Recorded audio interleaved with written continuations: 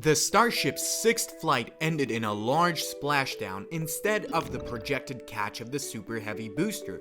Such a failure after SpaceX already established that they could catch the booster on their first try last month left many of us worried about the future of Starship, as this severely hinders the perception of reliability that SpaceX managed to achieve previously.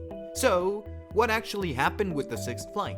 And what does this mean for the future of SpaceX and the Starship? These are just two of many questions that have been asked by critics and fans alike, and they are certainly not wrong for being worried. You see, the Starship's sixth flight should have been a walk in the park for SpaceX, seeing how its flight profile was practically identical to Flight 5, with the only real difference being the re-entry phase that should have pushed the Starship to its limits by using a different angle approach. Essentially, the sixth flight should have been nothing more than just a simple power exercise for SpaceX that would confirm the end of their first chapter of Starship's development. Nobody expected any kind of failure, which is why we must ask, where did it go wrong? You see, a few minutes after liftoff, mission controllers announced that they had to abort the attempt, diverting the booster offshore, which practically meant that it would have to land in the sea. This initially led to a lot of speculations, especially since the first three launches of the Starship were completely unsuccessful and led some to believe that SpaceX was back at its old habits. Really, nobody would be at fault for thinking so, especially since it was the hardware that malfunctioned.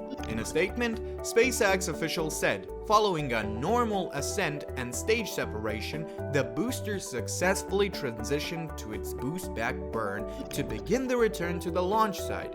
During this phase, automated health checks of critical hardware on the launch pad and catch tower triggered an abort of the catch attempt. This confirms that the abort was due to issues with the pad's launch and catch tower, not the rocket itself.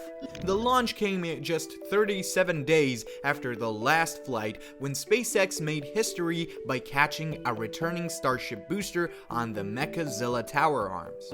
Now, this is good news because it means that the failure has nothing to do with SpaceX's catch technique and reliability of it. It's a result of SpaceX's recent modifications made to the platform and the tower to accommodate and compensate for the future projects that they have in plan. Still, it's quite disappointing that we didn't get to see the booster getting caught by the chopstick arms once again, but its splashdown was successful and it was much more controlled than any other that preceded it, save for Flight 5.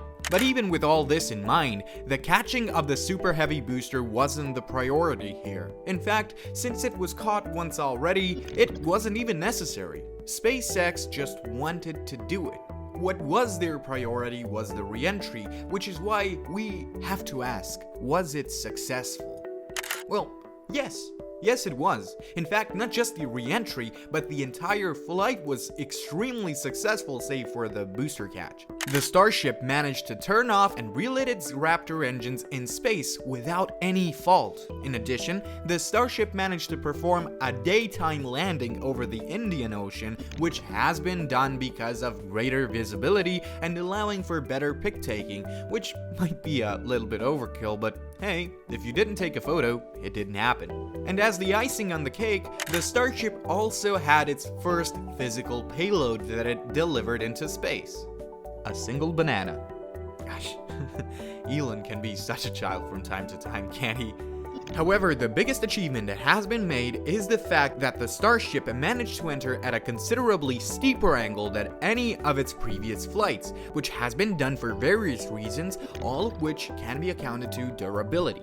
First of all, SpaceX wanted to test the flaps and see how much pressure and stress they can take, and they have proven to be very durable. In addition to that, this test has been done because SpaceX has a hard-on its heat shield. Ever since the Flight 4's heat shield disintegrated prematurely, SpaceX has been doing their best to reduce any possibility of the ship being damaged and the crew hurt, which is why this was a high priority target.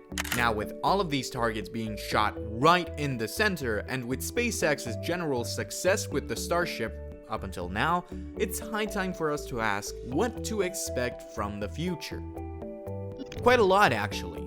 First of all, SpaceX has already developed an all-new variation of the Starship. The Starship V2 will have improved over its predecessor very drastically, with much better aerodynamics, greater maneuverability, and being a much better performer overall. SpaceX has had enough time and enough tries with the first generation of the Starship that they can reliably recognize its faults and replace them with possible virtues for the Starship's second generation. These changes include a body that is 52.1 meters tall, which is 1.8 meters more than the current generation. In addition to that, the flaps have also been extended and slimmed down, its lift-off thrust was noticeably increased, and its prop load and payload have been improved significantly to the point that they've actually become usable.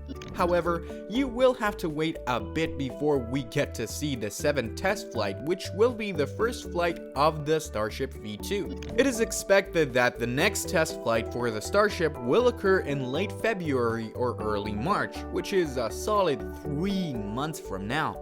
That said, you shouldn't feel down because of this, because SpaceX had promised us that the further development will be much faster than before, and the company has announced that they will both catch the upper stage in the next 6 months and will also have 25 total launches during the entirety of 2025, which is very ambitious. That said, concerning how fast things are already developing, we aren't really surprised by that, and we do consider this feat to be very possible.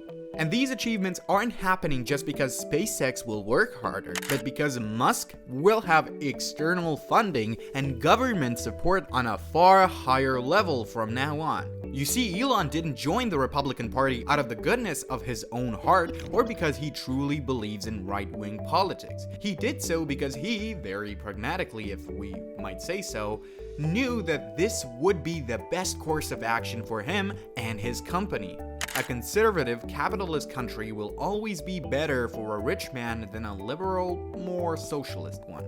As a result, you can expect the US and NASA to establish an even better relationship with SpaceX and Elon Musk than they already have now.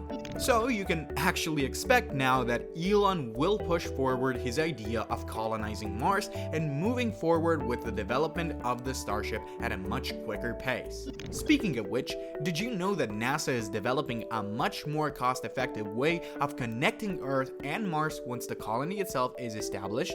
This new way of thinking will be much better for transporting goods and materials and will be much cheaper on a larger scale. In addition to that, it will also be completely predictable, just like, say, Railway on Earth. So if you didn't know this, be sure to check out this video.